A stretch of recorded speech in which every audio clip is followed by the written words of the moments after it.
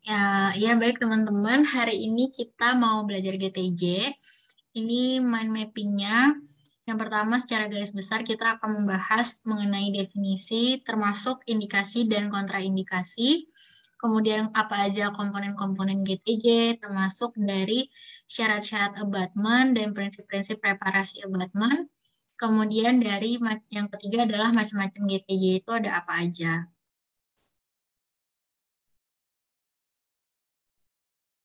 Kemudian untuk learning point-nya, jadi teman-teman diharapkan mampu memahami indikasi dan kontraindikasi GTJ, kemudian mampu memahami dan mengidentifikasi komponen GTJ, lalu yang ketiga mampu memahami kriteria abatement GTJ dan prinsip preparasi GTJ, dan yang keempat mampu memahami macam-macam tipe GTJ dan juga indikasinya. Yang pertama kita akan masuk ke definisi gigi tiruan jembatan. Jadi gigi tiruan jembatan ini merupakan salah satu protesa yang termasuk ke dalam fixed partial denture atau gigi tiruan cekat. Contoh dari gigi tiruan cekat atau fixed partial denture itu ada GTJ, veneer crown, dan juga post core crown. Jadi menurut literatur, gigi tiruan jembatan atau GTJ itu dia merupakan suatu gigi tiruan yang dilekatkan atau ditahan oleh gigi asli, akar gigi asli, dan atau abatement implant gigi yang digunakan sebagai dukungan utama gigi tiruan atau protesa. Merupakan suatu protesa yang menggantikan satu atau lebih gigi yang hilang dan melekat secara permanen pada sisa gigi yang ada. Indikasi dan kontraindikasi gigi tiruan jembatan. Yang pertama, jadi indikasi GTJ itu sama seperti fixed partial denture secara umum. Yang pasti pasiennya itu harus kooperatif dan mempunyai oral hygiene yang baik.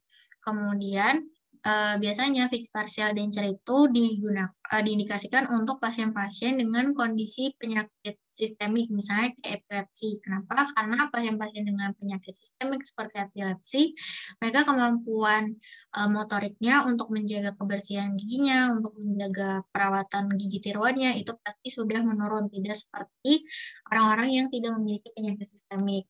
Kemudian yang kedua, dia bisa juga digunakan untuk hasil akhir perawatan orto supaya giginya tidak relapse. Misalnya pada kasus perawatan orto di mana gigi M1-nya itu diindikasikan untuk dicabut, namun pasiennya nggak mau gigi M2-nya dimajukan gitu. Jadi setelah perawatan ortonya selesai, ya kita harus ganti gigi yang M1 yang hilang itu dengan menggunakan GTJ. Karena kalau enggak nanti gigi sebelahnya itu akan cenderung bermigrasi. Kemudian yang ketiga, yang selanjutnya itu ada dari kondisi periodonsium. Biasanya digunakan juga untuk menstabilisasi gigi-gigi yang goyang. Jadi dia berfungsi sebagai fixed plane. Kemudian untuk sebagai gigi tiruan sementara gigi tiruan sementara, kemudian juga untuk pasien-pasien untuk perbaikan fonetik terutama pada gigi anterior. Lalu untuk perbaikan angulasi gigi penyangga GTSL yang tilting sebagai guiding plans dan juga mencegah food impaction. Lalu untuk perbaikan estetik pada kasus multiple diastema di gigi anterior dan untuk gigi-gigi yang memerlukan perbaikan morfologi, misalnya gigi yang rotasi atau gigi yang atresi parah. Kemudian untuk kontraindikasi dari fixed partial denture atau gigi tiruan cekat, itu yang paling harus di-highlight adalah usia pasiennya. Jadi usia pasiennya terlampau muda atau terlampau lansia. Kenapa? Karena pada pasien yang terlampau muda, itu dia kemungkinan tanduk pulpanya masih tinggi. Sehingga ketika kita preparasi gigi penyangganya untuk GTJ, akan ada kemungkinan mengenai pulpa. Malah memungkinkan terjadinya resiko nekrosis pulpa. Gitu. Sedangkan kalau pasien-pasien yang terlampau tua, kemudian kemungkinan juga udah mengalami kalsifikasi atau ada penurunan tulang. Terus pasien-pasien yang lansia biasanya juga kemampuan otot motoriknya juga udah susah untuk melakukan pembersihan gigi dan mulut. Kemudian kita masuk ke bagian komponen bridge. Komponen bridge itu yang pertama ada abatement. Abatement atau gigi penyangga, dia merupakan gigi asli yang telah dipreparasi untuk penempatan retainer. Nah, kalau retainer ini dia merupakan bagian dari GTJ yang diletakkan pada gigi penyangga atau abutment. Jadi kalau digambar, dia bentuknya ini kayak crown yang akan menyelubungi si gigi penyangga yang sudah dilakukan preparasi.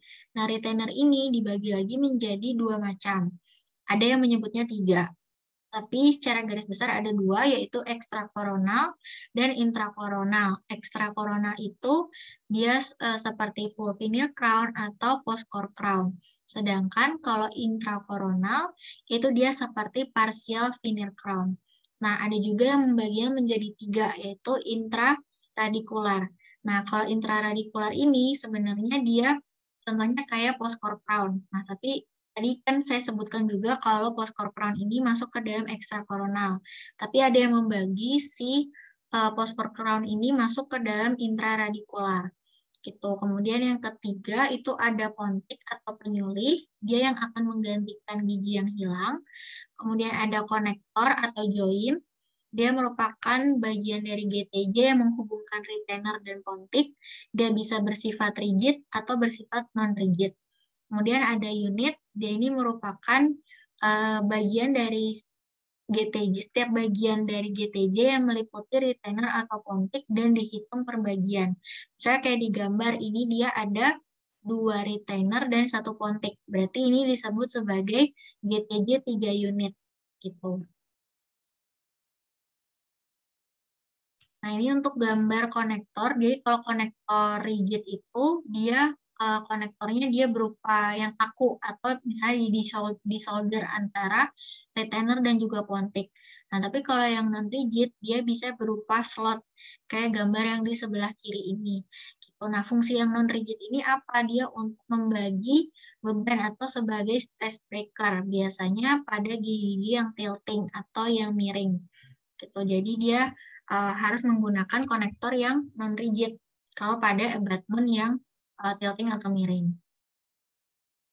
Kemudian ada macam-macam pontik. Kita akan masuk ke macam-macam pontik. Sebelumnya kita harus tahu dulu kriteria ideal pontiknya. Yang pertama, pontik harus mampu mengembalikan fungsi dari gigi yang digantikan. Permukaannya harus halus dan berbentuk konveks. Kemudian pemeliharaan dan pembersihannya juga harus mudah dilakukan oleh pasien. Tidak mengiritasi gingiva, area yang menjadi pusat beban vertikal, tidak berkontak dengan residual alveolar ridge atau kontaknya minimal. Kemudian emergency profile, dia harus menyerupai anatomi gigi asli, dan material pontiknya dia harus biokompatibel, kekuatan dan ketahanannya harus adekuat, lalu dia tidak membebani gigi penyangga, warna dan estetiknya harus baik. Nah, emergency, jadi sebelum teman-teman menentukan mau pakai pontik apa, itu teman-teman harus melakukan yang namanya evaluasi di model studi dulu, pakai diagnostik wax up. Jadi pakai malam, itu teman-teman harus melihat pontik space-nya. Pada kasus edentulus-nya ini, dia space-nya cukup nggak untuk pontik yang mau kita gunakan. Bentuknya, kalau pakai bentuk gigi yang hilang itu cukup atau enggak. Jadi misalnya pada kasus-kasus yang edentulusnya udah lama itu biasanya gigi sebelahnya itu udah drifting atau udah tilting. Sehingga tidak memungkinkan kalau kita pakai pontik yang bentuknya kayak awalnya gitu. Nah, itu teman-teman bisa mengevaluasi menggunakan diagnostik wax up-nya tadi di model studi. Misalnya pada kasus kehilangan M1, tapi gigi premolar sama gigi M2-nya udah geser. Otomatis kalau kita pakai pontik bentuk M1 nggak cukup nih, ya udah kita bisa akalin pakai bentuknya misalnya premolar. Itu teman-teman harus informasikan lagi ke pasiennya. Kalau nggak akan bisa dibentuk seperti gigi awalnya gitu.